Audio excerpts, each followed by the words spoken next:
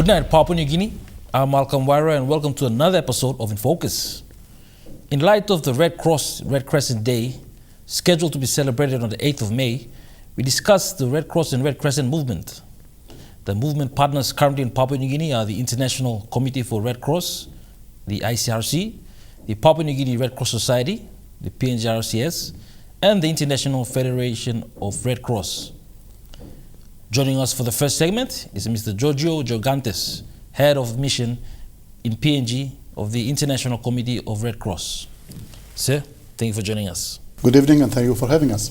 Mr. Georgantas, firstly, can you give us an overview of the history and the mission of as well as the fundamental principles of the International Red Cross and Red Crescent movement? Sure, of course. The International Red Cross and Red Crescent movement is in fact the oldest and largest humanitarian network in the world. It is the first organized attempt to carry out humanitarian action in the history of mankind. It was founded, ICRC, the International Committee of the Red Cross, was founded in 1863. So this year we mark the 160th anniversary of the ICRC. Before ICRC, there was individuals who were kind enough to help fellow humans, giving charities, doing philanthropic work. But the foundation of ICRC in 1863 is the first organized attempt in history to provide humanitarian services to the world. Today, the Red Cross and the Red Crescent movement has three basic components, which you're going to host all tonight. The ICRC, the International Committee of the Red Cross, has a particular mandate to work in situations of armed violence, conflict, internal armed violence, any other situation of armed violence.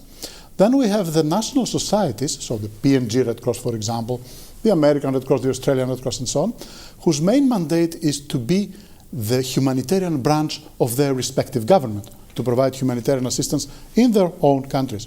And then we have the International Federation of Red Cross and Red Crescent Societies, whose main mandate is to coordinate the national societies and also to be the focal point, to be the main coordinator in cases of natural disasters, earthquakes, cyclones, typhoons, floodings, and so on.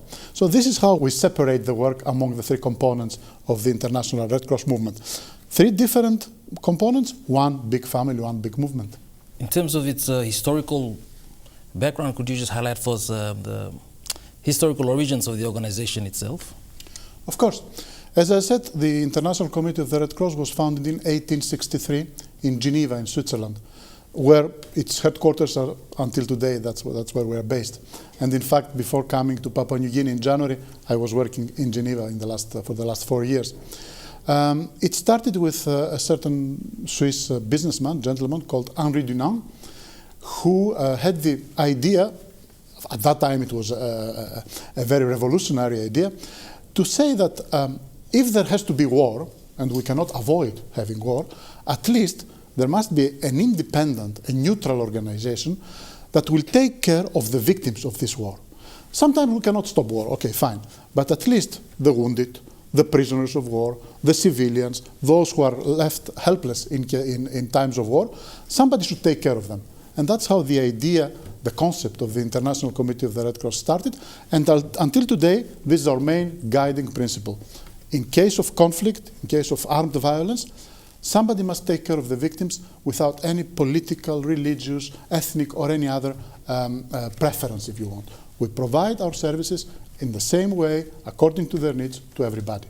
That's what we do today in more than 65 countries in the world. Yes.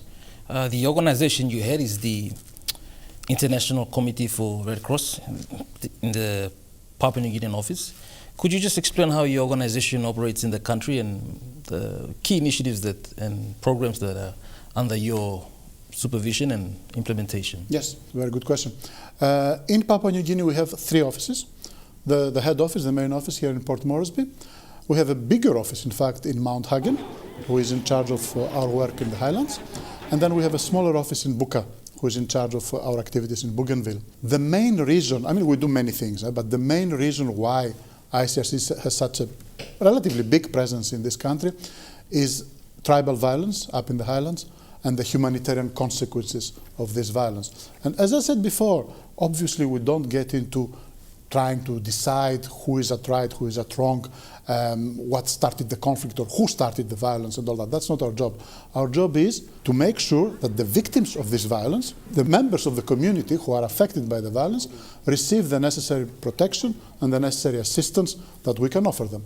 So typically, when tribal violence erupts in the highlands, the ICRC will come in to take care of those who are displaced, who have to leave their houses, whose houses are burned, and to make sure that they have food, they have the basic commodities that they need, that they have the access to healthcare, they have access to any basic service. And that's the main activity, that's the main reason why we are there.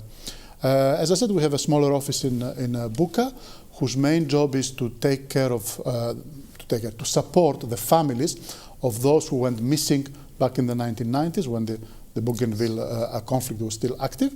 So we have a program in support of those families. And then, of course, as I said, we have the office here in Port Moresby coordinating all these activities, liaising with the government, obviously, with the armed forces, with the police. We have a number of governmental and non-governmental partners in the country that help us do this work. You mentioned partners, and partnerships are a very critical element of the work that your organization engages in. Could you just highlight for us how your organization works with government and other humanitarian organizations and local communities to provide assistance to victims of armed conflicts or other humanitarian crises?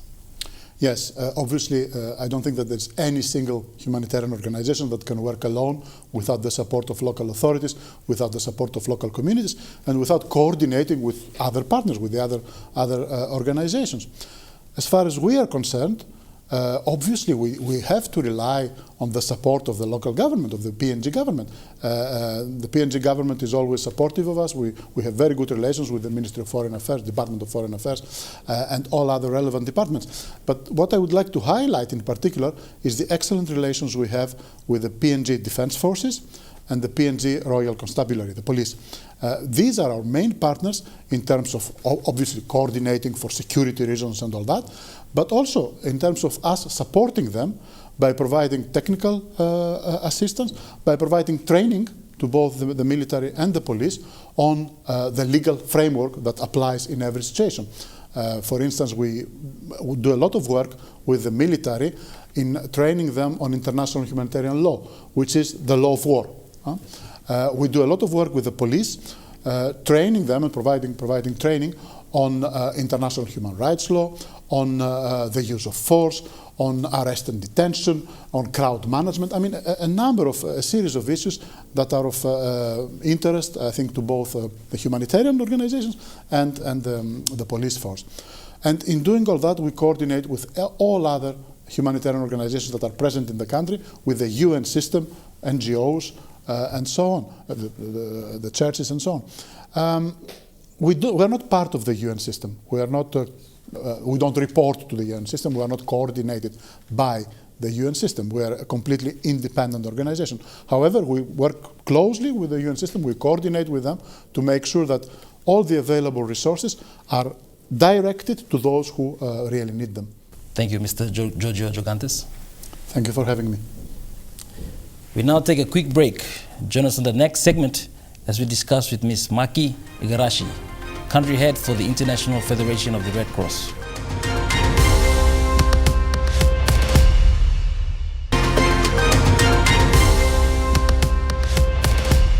Welcome back. You're watching In Focus.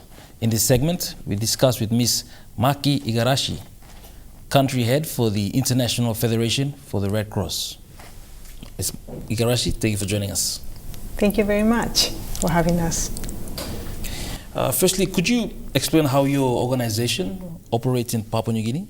So IFRC is International Federation of Red Cross and Red Crescent Societies. So we have 192 Red Cross, Red Crescent national societies in the world.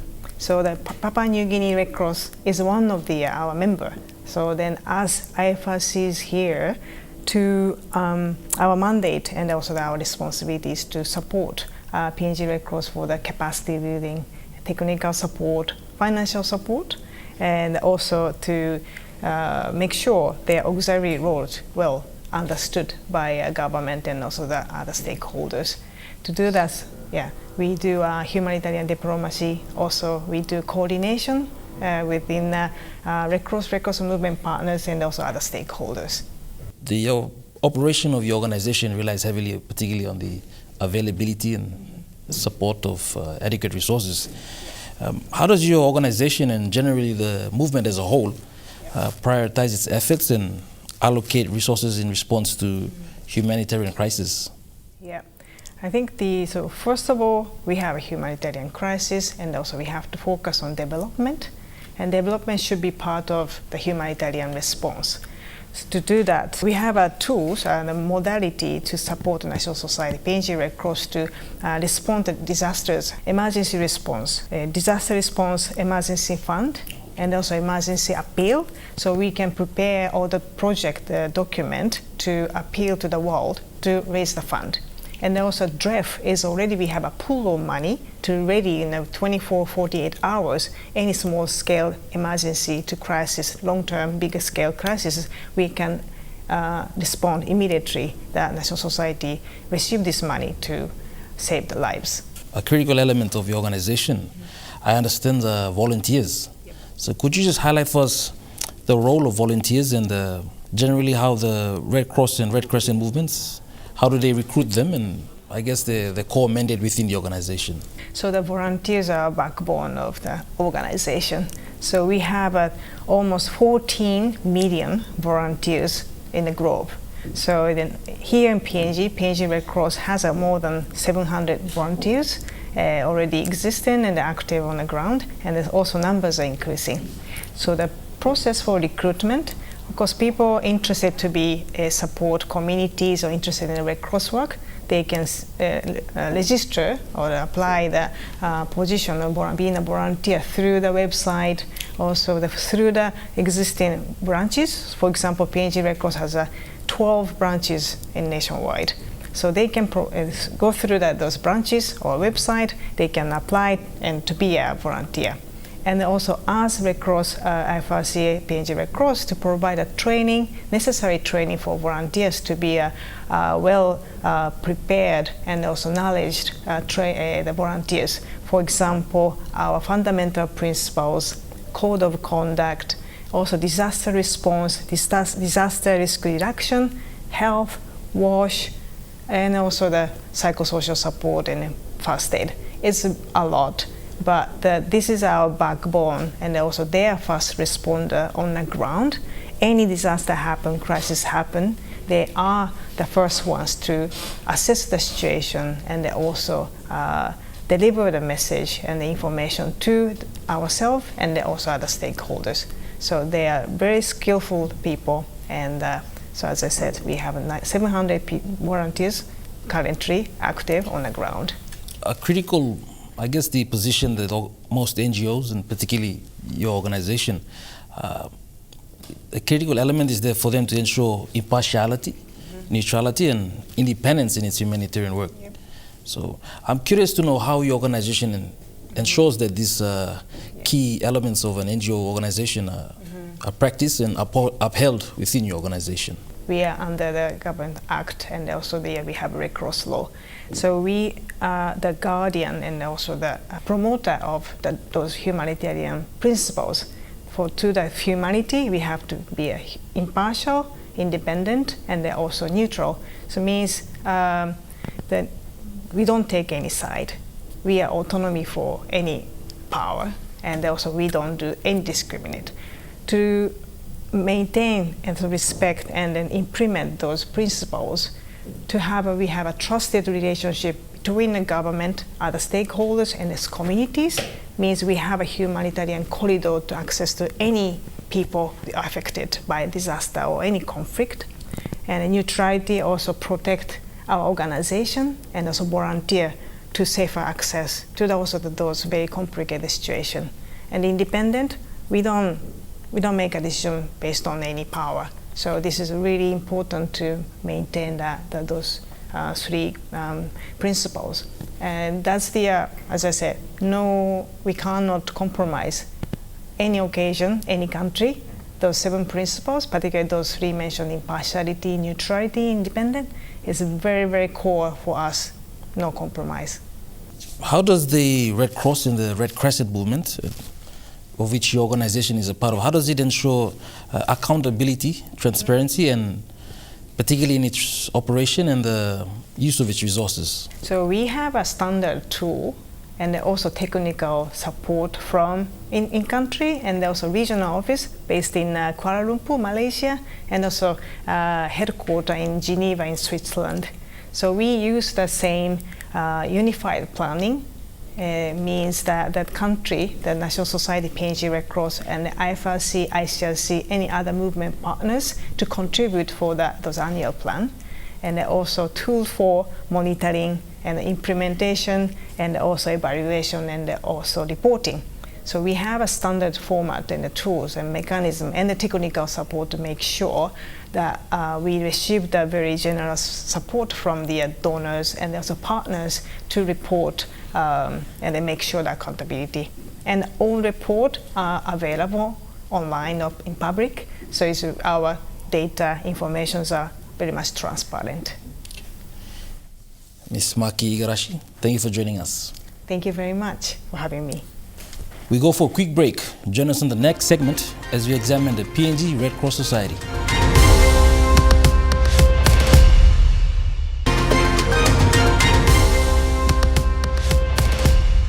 Welcome back. In this segment, we discuss with Mr. Henry Yamo, Chairman for the PNG Red Cross Society, and Mr. Valachi Quagliata, Secretary General for the PNG Red Cross Society. Gentlemen, thank you for joining us. Thank you very much. Thank you for taking us on board. Firstly, Mr. Yamo, can you just give us an overview of the brief history and mission, as well as the objectives of the PNG Red Cross Society? I think I'll start from its establishment then and coming back. So PNG Red Cross initially was it was part of the Queensland chapter of the Australian Red Cross, and that was in 1951. And eventually, when the country gained its independence, it was incorporated through an act of parliament as a national society, and that's in 1976. So it became an independent society, and I think Maki touched on earlier on the 192 national societies around the globe. The PNG Red Cross became one of them, and it was incorporated into the International Federation of the Red Cross in 1997. So that's when it became one of the 192. And so since then, it has been operating as a national society, working in partnership with the movement partners, which are the International Federation of the Red Cross and the International Committee of the Red Cross.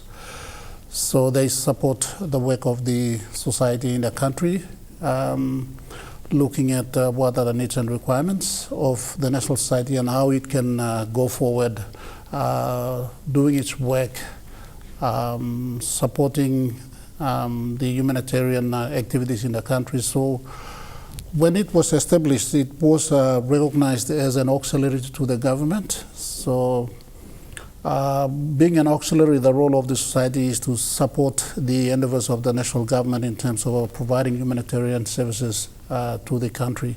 So it's not a non-government organization, but it's a humanitarian organization that's auxiliary to the government of Papua New Guinea, and supporting the government's endeavor to provide support to the vulnerable people that are affected by natural or man-made disasters.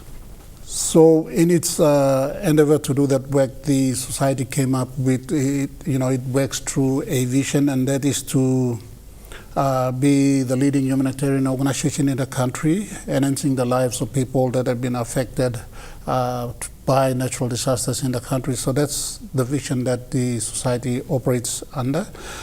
And also it has a mission that is to enhance the lives of the people through mobilizing the power of humanity. So earlier on you had our head of delegation for the IFRC talking about volunteers. So that's what the society depends on in terms of mobilizing the power of humanity to provide services to the people that are affected by natural and man-made disasters.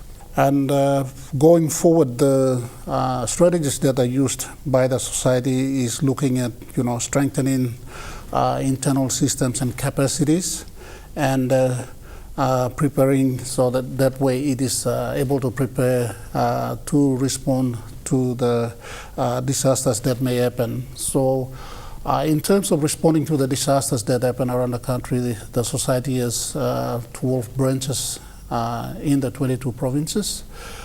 And the work is done, coordinated from the headquarters here in Port Moresby, but delivered through the branches, 12 branches out in the provinces. So basically, that's looking at where the society started, what are the visions and its missions, and the strategies that it uses to deliver humanitarian services to the country.